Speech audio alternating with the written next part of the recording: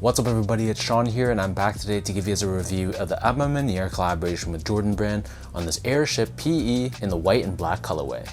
So this is the latest collaboration between Maniére and Jordan Brand, and this time they're back again releasing the special edition Nike Airship.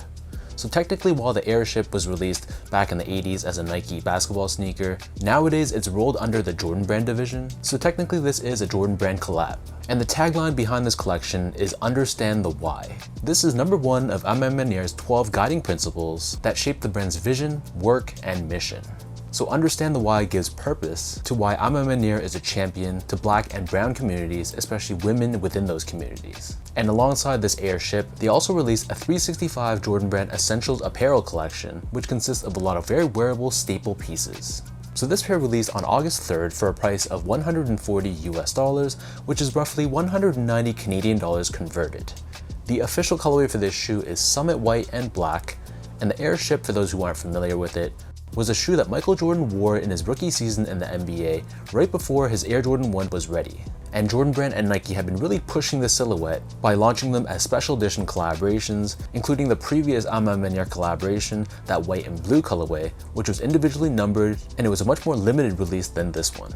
So first things first, here's a quick look at the box. So this comes in a black-based cardboard box with Nike branding on the top in white. If you look real closely, you can see we have that subtle Maniére A logo, which is printed across all sides of the box. And like most of their collaborations, it also comes with that A branded paper, which is a nice added touch. So jumping into the details of this shoe, you'll see that the majority of the upper is crafted using a very nice soft white leather. So on the toe box, you can see we have this perforated finish, and then surrounding the front toe cap, we have another overlay of this Summit White leather, and then the edges are painted this yellow wash, giving it more of that aged and vintage aesthetic. So we have more leather covering this side flap of the shoe, and it covers all the eyelets of the sneaker as well. Beneath this on the mid panel, we have more of that same white colored leather, and then stitched on top of this, we have a black colored swoosh, and this is constructed out of a very soft, almost distressed feeling leather. It almost has like a suede-like feel to it, and I was a really big fan of this material. On the heel of the shoe running down the center, we have another strip of that white colored leather, and then wrapping on the top portion of the ankle collar area, we have more of that very soft black leather. And as you can see, once again, it has this heavily distressed, aged look to it. And then debossed on the top of the left foot, we have Maniere's A logo. And then on the right foot, here we have the normal Nike Air branding instead. In terms of laces, so these come with 3 different lace options. The standard default lace is a plain flat style lace in this Summit White color, but they also come with these artificially aged laces, which has these yellow blotches found throughout, along with a black colored lace as well. For me, I think the plain white laces look the best, so that's what I'm just going to leave it with. Underneath this, we have this retro looking tongue, which is constructed out of this aged looking nylon and has a bit of an orangey pinkish tone to it. On the very top, we have this black and white tag with both Nike Air and Maniére branding woven in white. The interior of the shoe is lined in this black colored textile, and you can see the size of the shoe stamped inside here. And if you look real close, this textile actually incorporates Maniere's A logo. It's kind of an easy detail to miss, but it's honestly one that I thought was really incredible. And then as far as the insoles go, these come with a polyurethane foam insole. However, we have a Jumpman logo and 365 embroidered onto the heel, and the top layer uses the same textile as the inner collar area, so once again we have that A logo repeating throughout the entire insole. And underneath the insole, you'll see the Airship is actually board lasted, making it more true to the construction and the specs of the original, and this helps with torsional rigidity and mid-foot support instead of a traditional external torsion plate. So the upper of the Airship sits atop this heavily textured rubber cup sole, and this is given this distressed look where it's painted in this yellowed finish. Encased within the shoe, we do have Nike Air technology for cushioning, and then turning the shoe over to the bottom, the outsole here is given this distressed look, so it looks like a very aged black colored rubber, but we still have that same circular pivot point on the forefoot and the Nike logo right in the middle.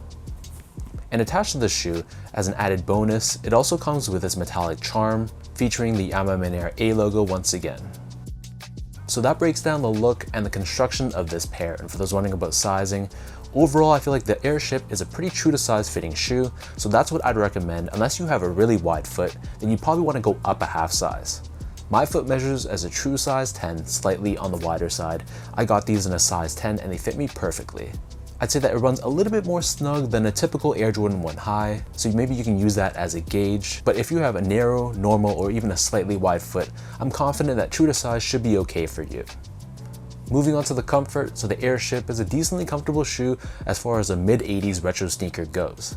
Like I mentioned before, it has this very thick polyurethane foam insole. That's where the majority of the comfort is coming from, but there is Nike Air technology within the heel of the sneaker as well. So it's not comparable to modern day technology, but again, for a retro 80s sneaker, I think this is a great option for just an everyday casual use sneaker. Finally, in terms of the quality and craftsmanship, so first off, material quality I was extremely impressed with. This white leather that they use, it feels extremely soft, very natural as well. So you run your fingers across it, you just push this leather, you can see the natural leather grains just rippling, and that's a great sight to see. And in terms of the black leather, like I said, it feels very soft, very broken in, and very distressed. And it almost feels like you're really holding an aged shoe from 1984. And even smaller details like the lining with the A logo, these are all things that they didn't need to do, but it's subtle touches like this that really elevates this to a true collaboration status. And from a build and craftsmanship standpoint, it wasn't perfect, but it was pretty good. Obviously, there's going to be some material inconsistencies that's typical with Nike. So my right foot, for example, was a bit more tumbled than my left, but that's the nature of leather. Aside from that though, I thought the glue stains were pretty minimal, the stitch job was solid, and this vintage looking paint job, it did what it was intended to do. It had more of that sloppy, aged look to it. So all in all, this was a very solid, well put together collaboration.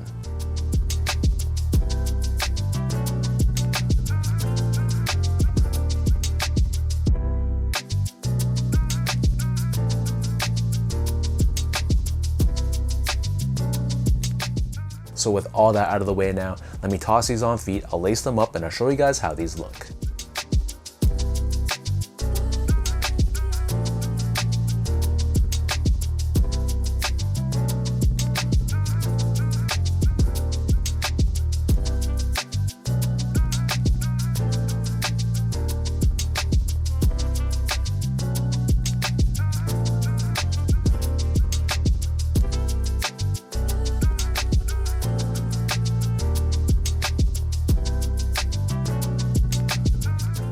Objectively speaking, this is a very clean, very simple collaboration, but one where the beauty is really hidden in the details. At first glance, this just looks like a normal white, black, and aged looking Nike sneaker, but when you get these in hand, you can really appreciate the finer details like the material quality and those smaller touches, which to me makes this feel a lot more special. And on that note, like I said, this is a very easy shoe to pull off. You can pretty much wear this with anything you want. And I know the whole aged aesthetic is kind of a controversial thing. Some people love it, some people hate it. And for me, I think it kind of works on this collaboration. It gives the shoe a little bit more character, although it is artificial character. It still gives the shoe something a little bit different instead of just being a plain white and black sneaker. So let me know in the comment section down below, what do you guys think about this Maniére Nike Airship? Did you guys manage to pick these up as well? Did you take an L and bought these on the secondary market? Or is the Airship just not really your thing and you passed on them altogether? If you guys like this video, be sure to like, comment, and subscribe to my channel if you haven't yet.